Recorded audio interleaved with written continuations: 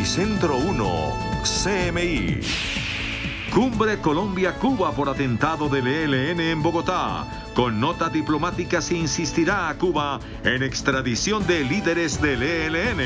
Amenaza de atentado en Bogotá es un falso positivo, dice ELN. Dura crítica del presidente del Senado de Estados Unidos al presidente Duque. Si Duque no hace lo que es necesario, acuerdo de paz tiene pocas posibilidades de éxito, dice el senador. Expresidente Santos propone cumbre con Duque, con negociadores de paz y con jefe de ex-FARC. 421 líderes asesinados desde firma de la paz. Hoy otro asesinato de ex-FARC en Putumayo. Combates en Toribío, 6 civiles heridos. Gigantesco plan de reactivación económica del país aprueba COMPES del gobierno. Meta de planeación, crecimiento del 5% y generación de 2 millones de empleos. En Colombia hay hoy más de 10 millones de mujeres inactivas, revela el DANE. Bogotá solo recibirá 7.673 vacunas en la primera fase y la ciudad tiene más de 8 millones de habitantes. Los vacunados ya no necesitan aislarse, dice Centro de Control de Estados Unidos. Náufragos duran 33 días en un islote. Hoy fueron rescatados cerca de las Bahamas. Con Claudia Palacios y Margarita Ortega. Buenas noches. Terminó hace pocos minutos una cumbre diplomática extraordinaria entre Colombia y Cuba, en la que el tema central fue la alerta de un posible atentado del ELN en Bogotá, el cual fue informado por la representación de la isla en nuestro país. Tras el encuentro, la Cancillería reveló que no obtuvo información adicional y anunció una nota diplomática en la que insistirá a Cuba en la extradición de los líderes del ELN que están en La Habana. En la reunión con el embajador de Cuba en Colombia, José Luis Ponce, participaron la canciller Claudia Luna, el ministro de Defensa Diego Molano, el comisionado de paz Miguel Ceballos y el consejero de Seguridad Nacional Rafael Guarín. 45 minutos duró esta reunión en la que la canciller dijo: el gobierno de Cuba, por medio de su embajador, no aportó más elementos sobre el atentado que estaría preparando el ELN en Bogotá. Se le indicó al embajador que se trata de una situación de interés prioritario para la seguridad nacional y para la protección de la vida de los colombianos. Ante la insistencia del gobierno colombiano, no se recibió ninguna información adicional al respecto por parte de Cuba. En la reunión, el gobierno colombiano insistió en la necesidad de que Cuba extradite a los delegados del ELN, negociadores de paz, que están en la isla.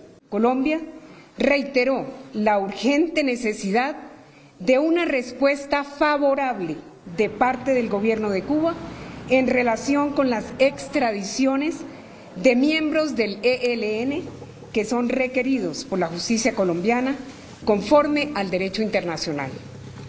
Colombia transmitirá estas solicitudes de información adicional al gobierno de Cuba por medio de una comunicación diplomática que será remitida a la Cancillería cubana. El embajador de Cuba no ofreció declaraciones a los medios de comunicación. Por su parte, la dirección del ELN aseguró hoy que la información que recibió la Embajada de Cuba sobre un presunto atentado de esa guerrilla en Bogotá no está dentro de sus planes militares. Por cierto, llamó a este hecho un falso positivo. Después de verificar con todas las estructuras guerrilleras del Ejército de Liberación Nacional, clarificamos que la información que recibió la Embajada de Cuba en Bogotá no hace parte de los planes militares del ELN y es posible que se trate de un falso positivo montado por la inteligencia militar del Estado colombiano. Así calificó la dirección del ELN el posible ataque militar de esta organización guerrillera. En un comunicado dado a conocer hoy, asegura que nuestra delegación de diálogos que se encuentra en La Habana tiene la orientación exclusiva de realizar un trabajo en la búsqueda de la paz y no participa en la elaboración de planes militares, ni mucho menos en la orientación y ejecución de operaciones militares.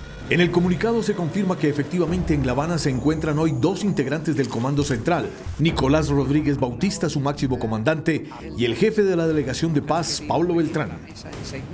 El influyente senador demócrata y actual pro tempore del Senado de los Estados Unidos, Patrick Leahy, cuestionó con dureza al gobierno del presidente Iván Duque por los asesinatos de líderes sociales, asegurando que las cifras en el país son espantosas y advirtió que el acuerdo de paz no podrá sobrevivir si las muertes continúan.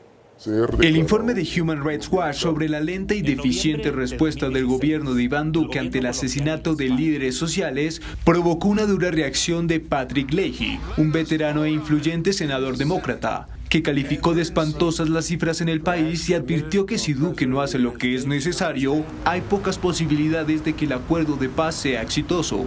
El Departamento de Estado también se pronunció. We are concerned about ongoing violence against human rights defenders who play a vital role in building a just and lasting peace in Colombia. Sin embargo, desde el gobierno colombiano señalaron que se está haciendo todo lo necesario y las acciones cuentan con el apoyo de Washington. En palabras del embajador de los Estados Unidos en Colombia, es de los temas en los cuales ha felicitado al presidente Iván Duque, y eso se materializa en más de $1 billón que han invertido en los programas específicamente de paz con legalidad. Mientras el representante demócrata Jim McGovern también se pronunció y calificó la situación como un paso hacia atrás y tildó de truco publicitario la unificación de las cifras de asesinatos de líderes. El expresidente Juan Manuel Santos propuso hacer una cumbre con el presidente Iván Duque y con el jefe del Partido de los Comunes y excomandante de las FARC, Rodrigo Londoño, para hablar de medidas de protección para los desmovilizados de esa guerrilla. En esta carta de 3 páginas, el expresidente Juan Manuel Santos responde a la petición de Rodrigo Londoño, jefe del Partido Comunes, antes FARC, de reunirse con el presidente Duque para salvar el acuerdo de paz. Expresa su preocupación por el asesinato de guerrilleros desmovilizados y líderes sociales. Y dice, no es culpa de los acuerdos, como algunos han querido insinuar, sino de su falta de implementación, que está a cargo de los gobiernos de turno. El expresidente cuestiona, lo que manifiesta es una clara omisión del gobierno Duque para implementar los acuerdos de paz. Nadie entendería que el gobierno se mantuviera sordo y en estado de negación frente a esta avalancha de críticas y reclamos para que se cumplan los acuerdos de paz, en particular el tema de la seguridad.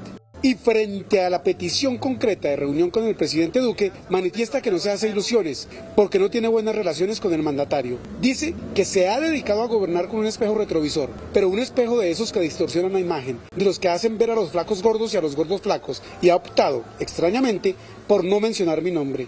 Pero dice que está dispuesto a hacerlo, a dejar las diferencias a un lado. Sería lo ideal, pero no me hago muchas ilusiones. Espero estar equivocado. Y puntualmente dice que él iría al Palacio de Nariño con el jefe negociador de los acuerdos, Humberto de la Calle, y con el general Óscar Naranjo, ex vicepresidente de la República, exdirector de la policía y también negociador de paz. Que el presidente vaya acompañado con las personas que él delegue, y Rodrigo Londoño por parte de las FARC con 2 negociadores que también él designe. Un informe del Gobierno Nacional revela que la mayoría de los excombatientes de las FARC están cumpliendo el acuerdo de paz y siguen vinculados a los programas de la Agencia de Reincorporación. 13.119 hombres y mujeres que dejaron las armas siguen en la legalidad y tienen contacto permanente con el Estado a través de los proyectos productivos y de educación de la Agencia de Reincorporación. 2.591 permanecen en los espacios de capacitación creados durante la desmovilización, 9.610 están fuera de esos espacios pero cumplen los compromisos, 736 trabajan en la Unidad Nacional de Protección. Esta política está acompañando mensualmente al 94% de la población en sus distintos componentes, en salud, en educación, en proyectos productivos, en asociatividad. La mayoría de los desmovilizados viven en Bogotá, donde hay 751, en San José del Guaviare 503, Arauquita, Arauca 291, Villavicencio 274 e Icononso, Tolima 273. Y en contraste con esta noticia que puede verse como esperanzadora, hay una que no lo es. En las últimas horas fue asesinado otro excombatiente de las FARC. El cuerpo de Antonio Ricaurte fue encontrado en el Putumayo. Antonio Ricaurte Solarte se encontraba desaparecido desde el pasado martes. Hoy encontraron su cuerpo en Putumayo. Con el asesinato de Antonio Ricaurte se eleva a 8 el número de ex-FARC asesinados en 2021 y 255 desde la firma del acuerdo de paz con el gobierno en 2016. Para Camilo González, director de Indepaz, institución que hace seguimiento a estos asesinatos, se está perdiendo el respeto por la vida. Hay un desprecio por la vida. En Colombia se ha construido un escenario de rupturas éticas brutales donde la vida no tiene ningún respeto por parte de todas estas dinámicas violentas. El Partido Comunes pidió al gobierno una verdadera política de Estado para la protección de los excombatientes. De acuerdo con un informe oficial de la Fiscalía, 421 líderes sociales han sido asesinados tras la firma del acuerdo de paz. Las autoridades buscan a 52 implicados en los crímenes. La Fiscalía ahora será la entidad que entregue las cifras oficiales sobre muertes de líderes sociales. El parámetro que sigue el ente de control para establecer que un homicidio es de esta clase es una certificación de la ONU sobre cada caso. Tras la verificación, la Fiscalía tiene un registro oficial de 421 asesinatos tras la firma del acuerdo de paz y la entidad dice que hay un avance en el 63,5% de las investigaciones. Los casos avanzan de la siguiente forma: hay 65 condenas, 100 casos están en juicio y 29 en etapa de formulación de cargos. Un dato alarmante sobre el informe es el alto número de personas que son buscadas con orden de captura por los crímenes. 52 son requeridas por los asesinatos. En cuanto a los responsables, 63 crímenes son atribuidos a las disidencias de las FARC, 24 al Clan del Golfo y 23 al ELN. 78 homicidios son atribuidos a particulares. En Toribío, Cauca, 6 civiles resultaron heridos en medio de un combate entre disidencias de las FARC y el ejército. El ejército acusó al grupo armado ilegal que se hace llamar Dagoberto Ramos de lanzar los explosivos en contra de los civiles en medio de la confrontación. Al verse superados por el arrojo y las capacidades de nuestros soldados, deciden estos terroristas lanzar un artefacto explosivo improvisado tipo Tatuco contra una vivienda, donde salen afectados 6 personas, inclusive una menor de edad. Los combates volvieron a Toribío después de 4 meses de relativa tranquilidad. El Consejo Nacional de Política Económica y Social aprobó hoy el documento de política pública para la reactivación y repotenciación de la economía del país, que comprenderá inversiones por 135 billones de pesos en los próximos 6 años. El Consejo Nacional de Política Económica y Social, COMPES, aprobó hoy el documento que servirá como hoja de ruta en los próximos 6 años para que con inversiones de 135 billones de pesos se recupere el tejido empresarial colombiano, retorne el país a los niveles de crecimiento superiores al 5% y se generen 2 millones de puestos de trabajo y el país supere así la crisis provocada por la pandemia del COVID. Pero este documento condensa los lineamientos de los esfuerzos que ha hecho no solo el gobierno nacional, sino cada uno de los hogares, cada una de las empresas, usando los apoyos del gobierno, pero también cada uno de los colombianos que han estado en modo, en actividad y por supuesto con todas las ganas y el sentido de reactivación económica.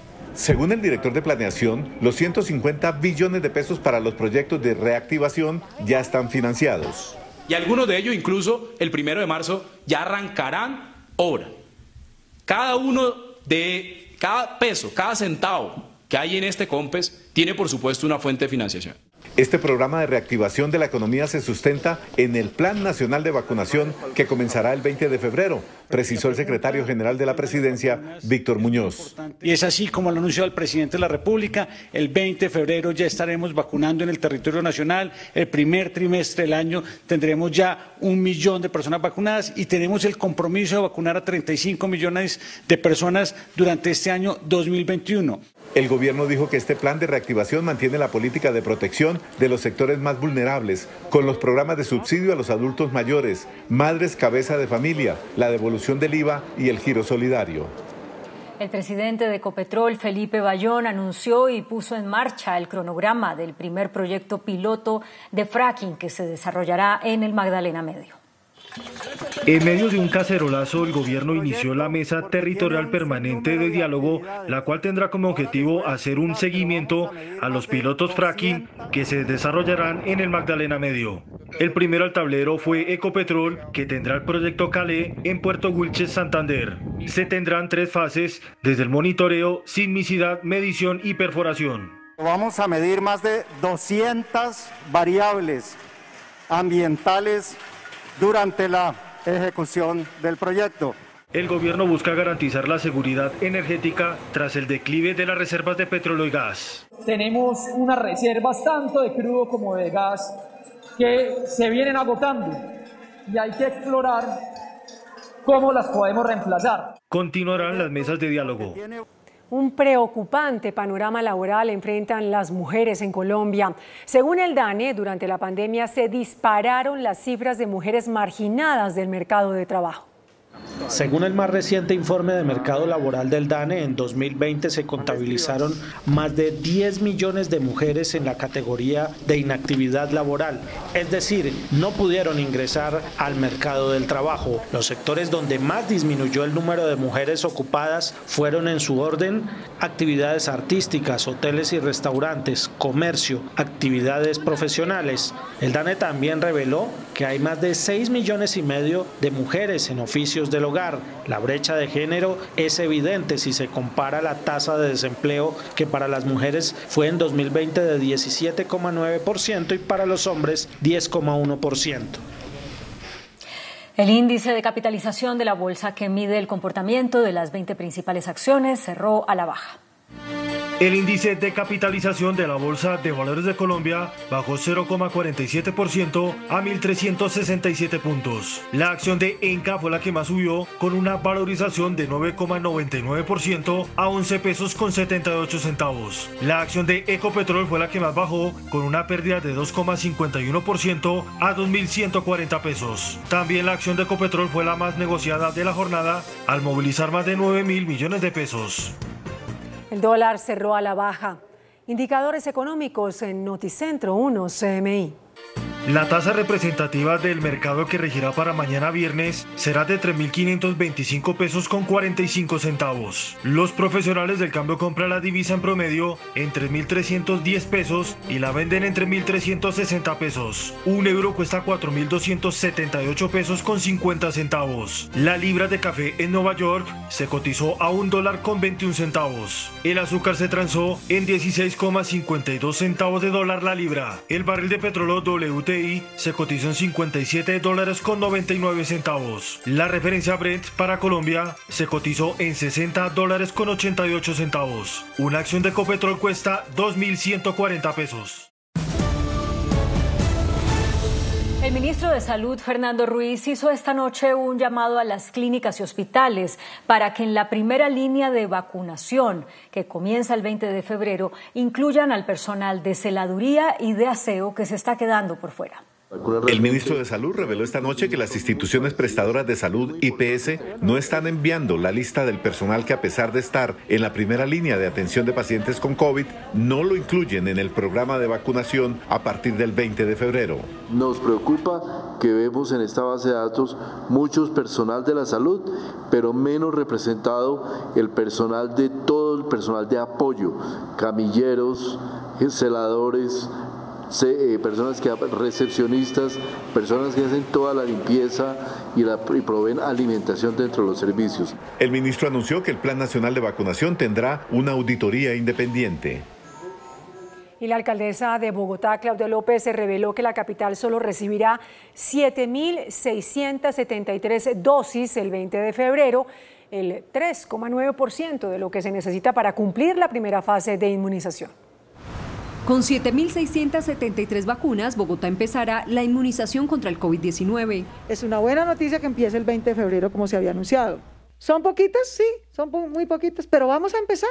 El número que llega es muy inferior al que necesita la capital para cumplir la primera fase de inmunización, pues hay más de 28.000 médicos y enfermeras en la primera línea y 163.000 mayores de 80 años. No nos alcanza ni siquiera para el personal de primera línea.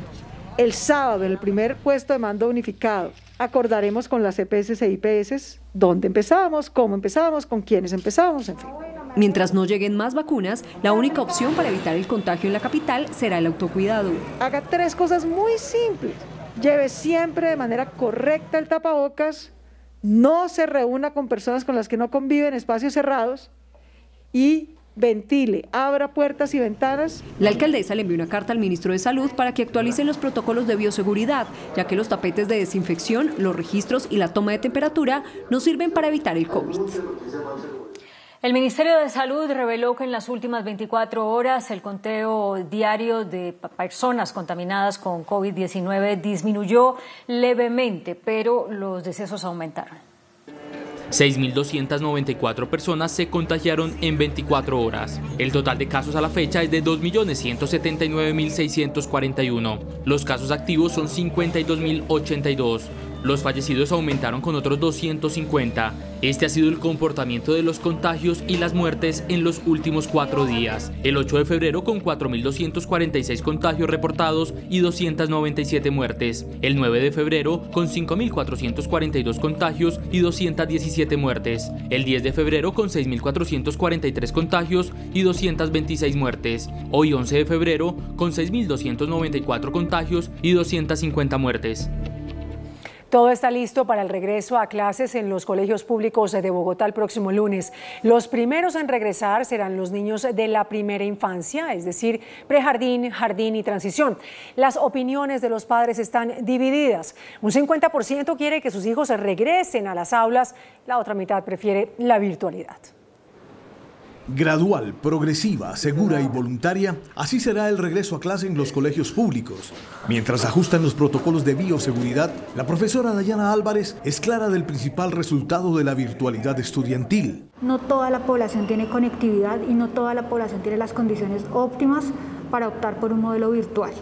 Entonces es una situación que ha generado una brecha social bastante grande. Pese a ello, no todos quieren volver, hay mucha incertidumbre. Tenemos más o menos un trabajo de un 50-50, 60-40 a favor de que los chicos regresen. Los padres que sí quieren que sus hijos regresen a las aulas de manera presencial se sienten seguros. Tengo la plena confianza de que a mis hijos no les va a pasar nada en este colegio. Los más pequeños, que serán los primeros en regresar, están a la expectativa.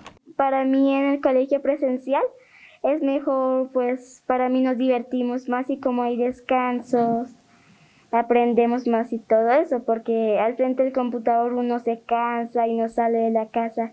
Pese a que un sector de FECODE no quiere clases presenciales, otros maestros y la alcaldía apuestan al regreso. Lo más relevante es que los niños van a volver con esas ansias de aprender. Debemos regresar con, claro, por supuesto, con todas las medidas de bioseguridad. Nadie, absolutamente nadie, puede negarle a los niños el derecho a la educación. Por ahora, todo está listo. Solo falta que lleguen los niños con sus sonrisas, sus mochilas y su alegría.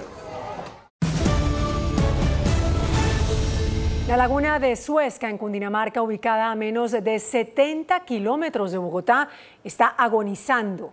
Un equipo de Noticentro 1 CMI evidenció el dramático estado del lugar.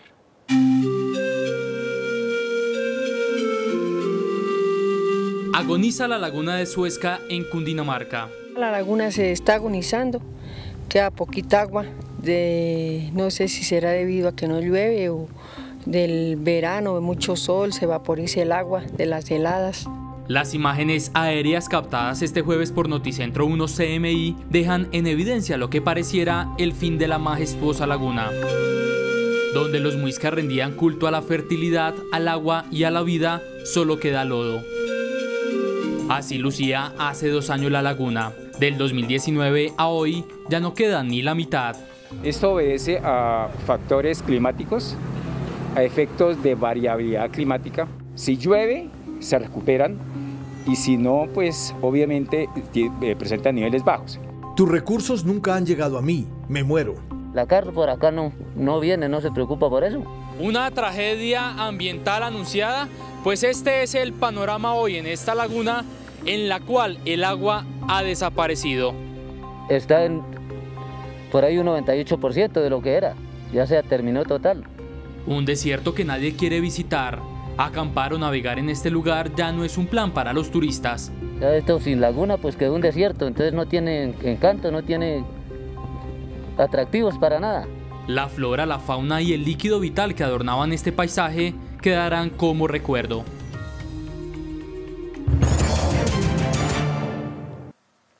Hoy fueron revelados nuevos videos del ataque al Capitolio en los Estados Unidos. Se ven manifestantes buscando al entonces vicepresidente Mike Pence, pidiendo que fuera ahorcado con el argumento de que no había ayudado al presidente Trump a revertir el resultado de la elección.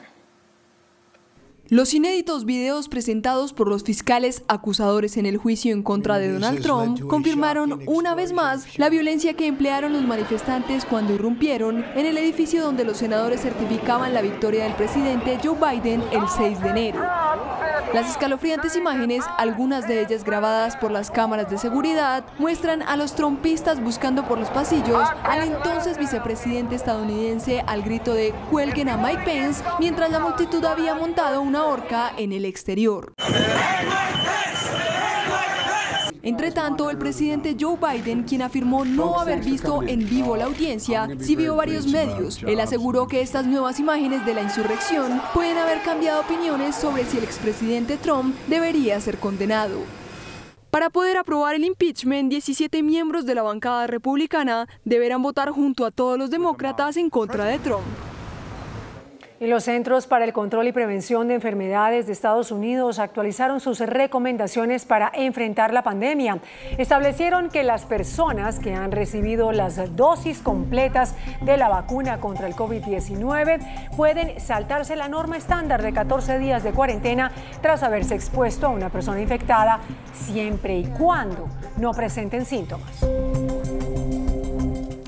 La Organización Panamericana de la Salud anunció que está en conversaciones con los miembros del mecanismo COVAX para que se le dé un mayor plazo a Venezuela para pagar las dosis de la vacuna contra el COVID-19 que reservó. El organismo aseguró que debido a la difícil situación por la que pasa este país, el gobierno de Nicolás Maduro no pudo pagar los 2,4 millones de dosis de AstraZeneca que reservó. Al menos 6 personas murieron en un accidente masivo que involucró a un centenar de vehículos en una autopista de Texas que estaba resbalosa por el hielo formado tras una intensa tormenta. Los vehículos se deslizaban sin control y con mucha fuerza terminaban chocando.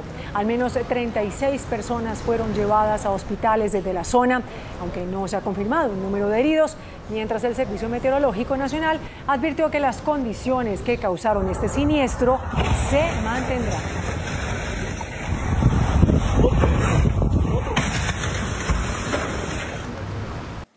Tres náufragos cubanos lograron sobrevivir en una isla desierta durante 33 días. 2 hombres y una mujer fueron rescatados por la Guardia Costera de Estados Unidos en una isla de Bahamas. Al sobrevolar el lugar se percataron de una bandera improvisada que habían izado los náufragos. Primero les lanzaron comida y luego procedieron con el rescate. Atención, tenemos una noticia al cierre. Esta noche la DIAN declaró una contingencia informática. Dijo que hay fallas eléctricas que afectan los servicios tributarios, aduaneros y cambiarios.